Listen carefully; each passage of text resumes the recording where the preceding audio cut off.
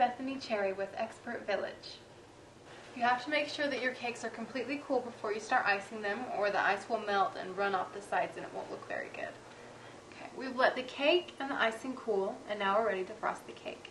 So first we're going to take one of the layers and put it on the dish that you want to serve it on, and I'm going to frost that.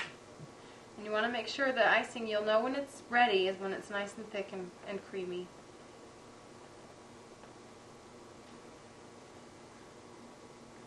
And you just spread it on.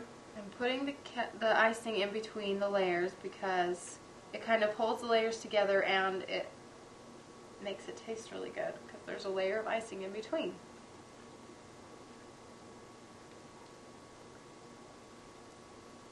Alright. Now that's ready. We're going to put on the last layer. I think I'm going to put it upside down. You can just frost the rest of your cake.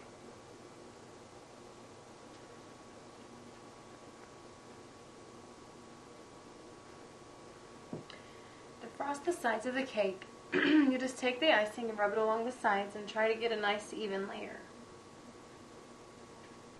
And that's how you make a German chocolate cake.